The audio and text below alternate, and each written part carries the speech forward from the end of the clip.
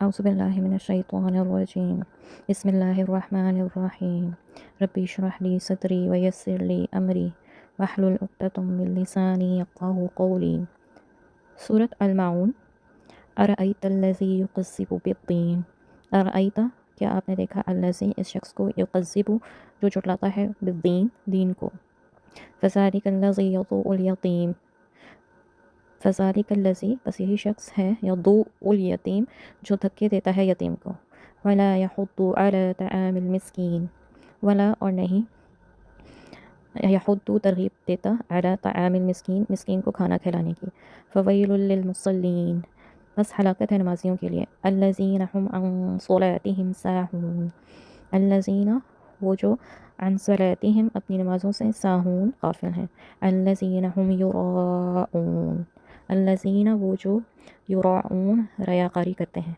वयमनऊन अलमाऊन वयमनऊन और मना करते हैं माऊन इस्तेमाल की चीज़ से।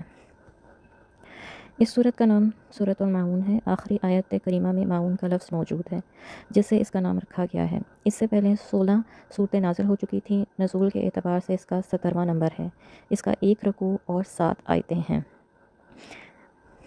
क़यामत के मुनकर पहले भी थे और आज भी बहुत से गुमराह लोग हैं जो क़यामत का इनकार करते हैं और कहते हैं क़यामत कोई चीज़ नहीं या शय नहीं, और जो ज़ुबानी तौर पर क़यामत के कायल हैं उनकी तैयारी कोई नहीं। यानी दो तरह के लोग हैं, एक तो वो हैं जो बिल्कुल ही क़यामत को नहीं मानते, और दूसरे वो हैं जो क़यामत को तो मानते हैं लेकिन उसकी कोई तैयारी नहीं करते। अगर हमारे यहाँ कोई एग्ज़ाम हो किसी भी चीज़ का तो क्या हम उसकी तैयारी करते हैं? ये दुनिया के इम्तहानात आखिरत के मुकाबले में खेल की हैसियत भी नहीं रखते, मगर इनके लिए हम बहुत बड़ी बड़ी तैयारियां करते हैं। और आखिरत में जो हकीकी और सच्चा इम्तहान है इसके लिए तैयारी करने वाले कितने हैं? असल तो तैयारी आखिरत के इम्तहान की होनी चाहिए। एक आदमी ने रसूलुल्लाह सल्लल्लाहु अलैहि वसल्लम से सवाल किया, हज़रत ये बताएं कि क़यामत कब आएगी? आप सल्लल्लाहु अलैहि वसल्लम ने फरमाया, तूने इसकी क्या तैयारी की है इसके लिए? इसने सर झुका कर कहा, हज़रत सिर्फ फ़र्ज़ नमाज़ें पढ़ता हूँ, फ़र्ज़ रोज़े रखता हूँ, नफली रोज़े नमाज रोज़े की तौफ़ीक नहीं, मगर इतनी बात है कि अल्लाह और इसके रसूल के साथ मोहब्बत रखता हूँ। आज हम में से कितने हैं फ़र्ज़ नमाज़ों की पाबंदी करने वाले? या कितने खुश नसीब हैं मर्दों और औरतों में कि बालिग़ होने के बाद उनके ज़िम्मे कोई नमाज ना हो, या जिनकी नमाज़ें रह गई हैं क़ज़ा करके पूरी कर चुके हों। मेरे ख़्याल में हज़ार में से कोई एक खुश नसीब होगा। अल्लाह ताला फरमाते हैं, क्या आपने देखा इस शख्स को अराइतल्लज़ी युकज़्ज़िबु बिद्दीन जो झुटलाता है दीन को? दीन का मायने क़यामत भी है, हिसाब भी है, सवाब और बदला भी है। तो वो क़यामत को झुटलाता है, हिसाब को झुटलाता है और नेकी और बदले के दिन को झुटलाता है। ये कौन शख्स है? तफ़सीरों में बाज़ के नाम ज़िक्र किए गए हैं जिसमें वलीद बिन वलीद और वलीद बिन मुग़ीरा ये मशहूर सहाबी हज़रत खालिद बिन वलीद के वालिद हैं। ये बड़ा कट्टर किस्म का मुशरिक था और बड़ा मुँह फट और बेलिहाज़ आदमी था, और बाज़ ने आस बिन वाइल का नाम बतलाया है। ये मशहूर सहाबी हज़रत उमर बिन आस फ़ातह मिस्र के वालिद थे। अल्लाह ताला ने उनकी नस्ल से ऐसा आदमी पैदा फरमाया। हज़रत खालिद फ़ातह शाम थे, हज़रत उमर बिन आस फ़ातह मिस्र थे। वालिद दोनों किस किस्म के काफिर और मुशरिक थे।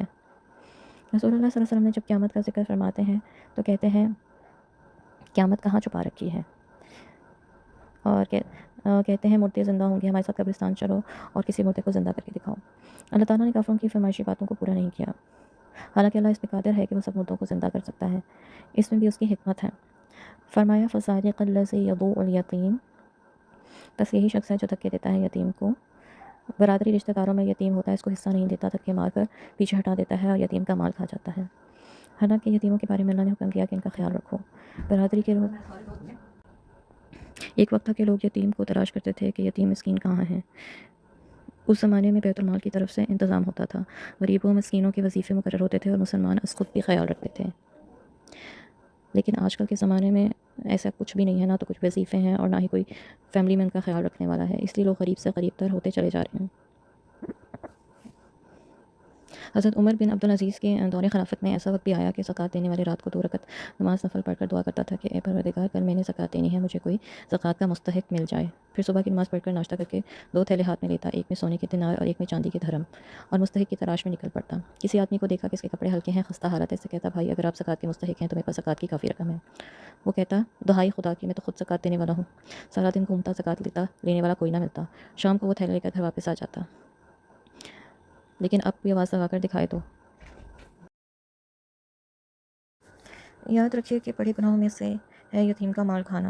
اللہ تعالیٰ فرماتے ہیں ان الذین یأکلون اموال الیتامی ظلما انما یأکلون فی بطونہم نارا، بے شک وہ لوگ جو یتیموں کا مال زیادتی سے کھاتے ہیں، بے شک وہ لوگ اپنے پیٹوں میں آگ بھرتے ہیں۔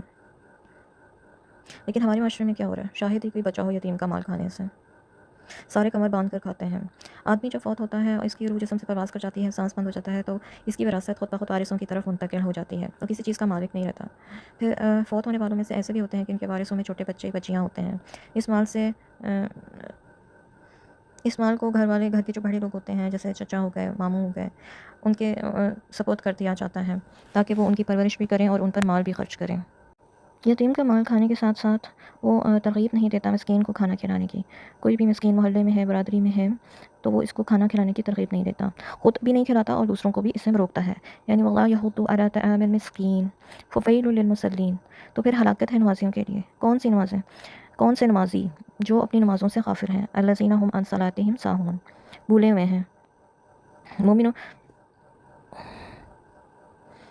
حدیث میں آتا ہے نبی صلی اللہ علیہ وسلم نے فرمایا اتقوا صراط المنافق، منافق کی نماز سے بچو۔ اتقوا صراط المنافق، اتقوا صراط المنافق، منافق کی نماز سے بچو، منافق کی نماز سے بچو۔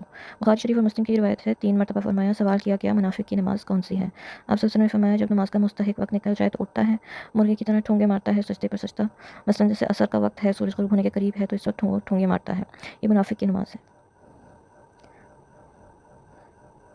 نماز انسان کو بہت ہی تحمل مزاجی سے پڑھنی چاہیے۔ رکوع میں اتنا اعتدال ہو کہ کمر سیدھی ہو جائے اور کم سے کم 3 تسبیحات پڑھے، اور جب رکوع سے سر اٹھائے تو بالکل سیدھا کھڑا ہو۔ اگر سر اٹھاتے ہی سجدے میں چلا گیا تو نماز ایسے ہی جیسے آپ ٹکرے مارے ہیں۔ پھر جب نماز میں بیٹھے تو صحیح طریقے سے بیٹھے، یہاں تک کہ ہڈی پر ہڈی آ جائے، اور پھر اس کے بعد دوسرا سجدہ کریں اور نماز کا حق ادا کریں۔ بخاری شریف، مسلم شریف اور تمام کتابوں میں روایت ہے کہ نبی صلی اللہ علیہ وسلم تشریح فرماتے کہ ایک شخص آیا جس کا نام خلاد بن رافع تھا۔ اس نے جلدی جلدی نماز پڑھی بغیر رکوع سجدے کے اعتدال کے ساتھ۔ آپ صلی اللہ علیہ وسلم کے پاس آ کر سلام کیا، آپ نے فرمایا وعلیکم السلام، پھر جا نماز پڑھ، تو نے نماز نہیں پڑھی۔ پھر اس نے اسی طرح نماز پڑھی جس طرح پہلے پڑھی تھی، پھر آ کے سلام کیا، آپ صلی اللہ علیہ وسلم نے جواب دیا اور فرمایا پھر جا کے نماز پڑھ، تو نے نماز نہیں پڑھی۔